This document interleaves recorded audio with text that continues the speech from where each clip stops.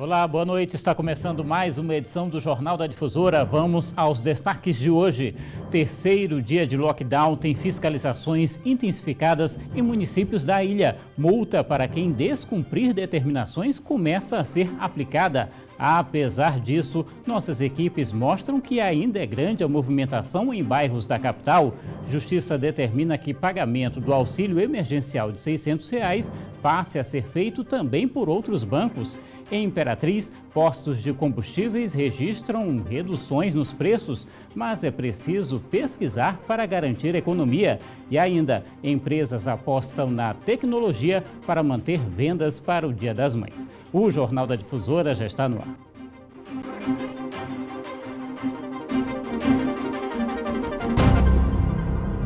No terceiro dia de lockdown nos municípios da Ilha de São Luís, as fiscalizações tiveram de ser intensificadas. Equipes percorreram regiões que ainda registravam grande movimentação de pessoas.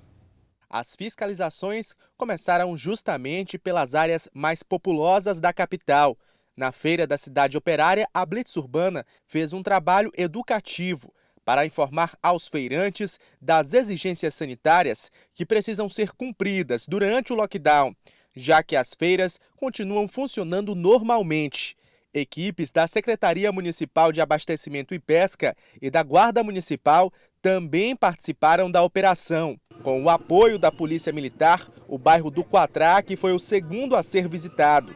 Por lá, somente os boxes que vendem alimentos estavam abertos. Além de fiscalizar, houve a intensificação do serviço de limpeza. O decreto estadual da suspensão total de atividades não essenciais também prevê a aplicação de multas a comerciantes que descumprirem as medidas. A punição varia entre R$ 2.000 a R$ 1,5 milhão de reais, dependendo da infração, que, segundo o governo do estado, já começam a ser aplicadas em casos de flagrante.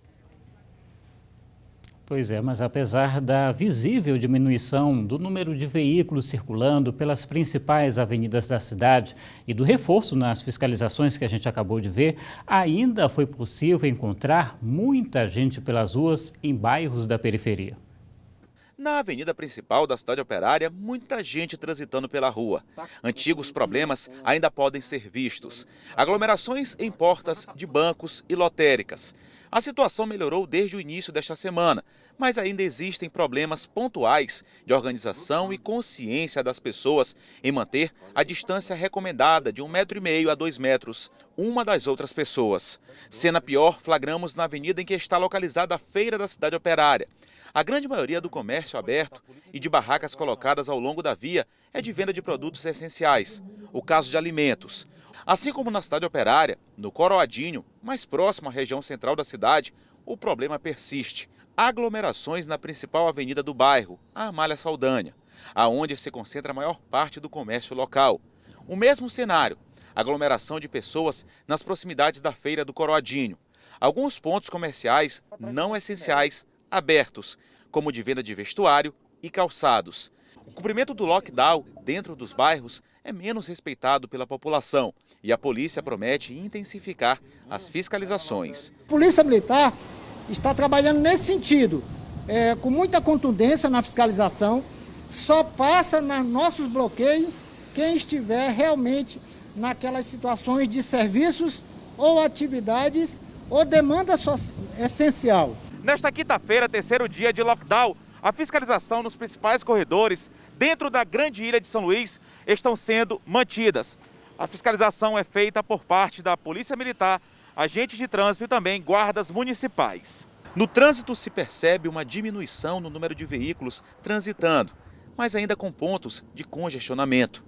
No transporte público, em alguns casos, passageiros tiveram que descer de ônibus que estavam com uma quantidade que excedia o limite estabelecido. Efetivo policial demanda de uma estratégia, e a estratégia é o modo de pensar para podermos executar. Esse efetivo que nós estamos utilizando nas barreiras são 228. Na relação folga-serviço, esse efetivo está sendo aproveitado da Academia de Polícia Militar do Maranhão, são os cadetes da Polícia Militar do Maranhão, tá? Ou seja, o nosso patrulhamento rotineiro no combate a facções criminosas, no patrulhamento normal de ronda nos bairros. Medida nenhuma vai ter o efeito esperado se a população não se conscientizar. É bem verdade que em alguns momentos é preciso sair de casa para comprar comida, por exemplo, mas só faça isso se for realmente necessário nesse momento. Como se não bastasse, você vai ver agora mais um problema sério registrado durante a pandemia da Covid-19 aqui em São Luís. O número de trotes para o SAMU tem atrapalhado e muito o socorro a quem realmente precisa. O telefone toca sem parar. SAMU Regional de São Luís, boa tarde. Uma rotina que mudou bastante nos últimos dias. O entra e sai de ambulâncias e até a chegada de novas delas é por causa do coronavírus. Até o quadro de profissionais no SAMU está em constante mudança por conta dos que foram contaminados. A rotina da gente ficou bem exaustiva, né, desde o início da pandemia e agora nesse momento que o pico está bem elevado. Todos os setores, a demanda aumentou de serviço, desde a assistência, né, como também na regulação, nós tivemos que aumentar um MR a mais para poder atender a demanda de ligações, né? Eram 3 MRs por plantões e agora ficou 4 MRs. E não bastasse lidar com os números de pacientes reais que buscam pelo atendimento através dos canais de ligação, ultimamente os falsos chamados são um desafio do SAMU. Em uma postagem nas redes sociais, o prefeito de São Luís relatou o problema e destacou que em abril deste ano, mais de 2.500 trotes foram registrados. Nos últimos meses, o SAMU tem recebido cerca de 600 ligações por dia. Esse número dobrou depois do coronavírus. 10% desse total são de trotes. Em dias normais, se isso já é um prejuízo, em épocas de pandemia, uma ligação falsa pode custar uma vida. Durante a crise do coronavírus, o SAMU já chegou a receber até 1.000 ligações em um único dia. E tem trabalhado no bloqueio desses números que aplicam trotes por 48 horas. Além de enviar as equipes até os locais de ocorrências, o serviço também conta com uma equipe de médicos disponível para atender por telefone a população em casos de emergência. A gente fica muito preocupado nesse momento com os trotes. A gente entende que esses trotes, neste cenário atual, podem estar prejudicando muito mais do que os cenários anteriores, né? E nesse sentido a gente pode acabar perdendo vidas em um momento tão difícil como esse. Era só o que faltava, né? O governo do estado informou que 44 respiradores devem chegar ainda hoje ao aeroporto de São Luís. Os equipamentos foram retidos em São Paulo, mas a liberação veio após uma liminar do Supremo Tribunal Federal que devolveu ao estado os ventiladores comprados durante a pandemia. Eles se somam a outros 211 que foram entregues à Secretaria de Saúde e serão instalados em leitos de UTI para o atendimento de pacientes graves com Covid-19 em várias regiões, mas principalmente na capital, onde estão o maior número de infectados. Daqui a pouco, o resultado da pesquisa encomendada pela TV Difusora da avaliação das ações do poder público no combate ao coronavírus e ainda a queda do preço dos combustíveis em meio à pandemia.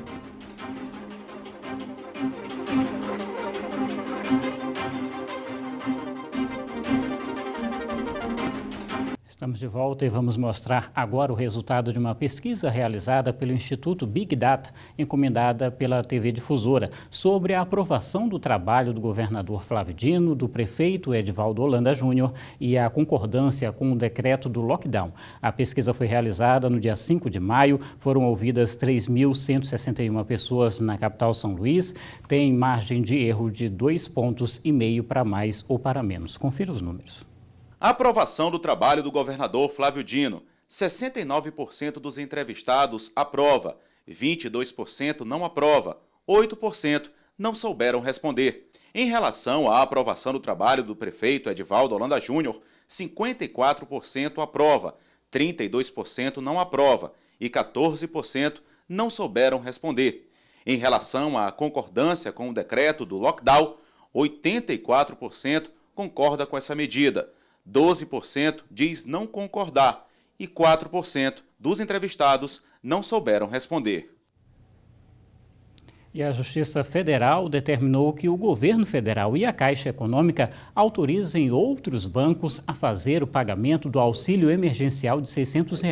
A medida quer evitar aglomerações e reduzir o risco de contaminação pelo novo coronavírus. A determinação deve ser implementada em um prazo de 15 dias. Cabe recurso. A multa é de R$ 10 mil por dia de descumprimento. A decisão atendeu a um pedido do Ministério Público Federal.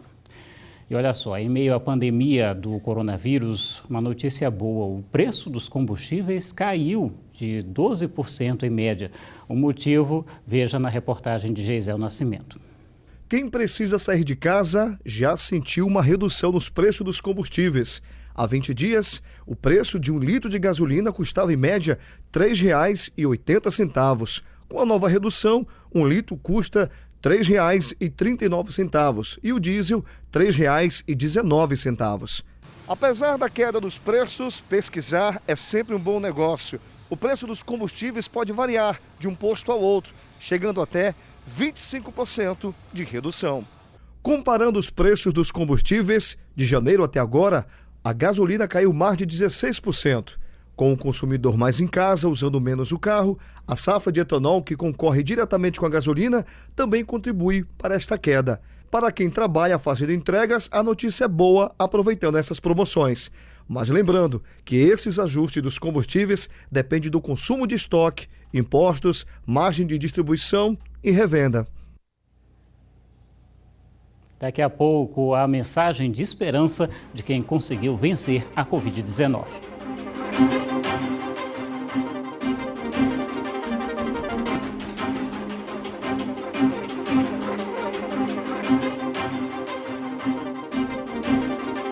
Olha, com a crise provocada pela Covid-19, o Dia das Mães este ano vai ser bem diferente para o comércio.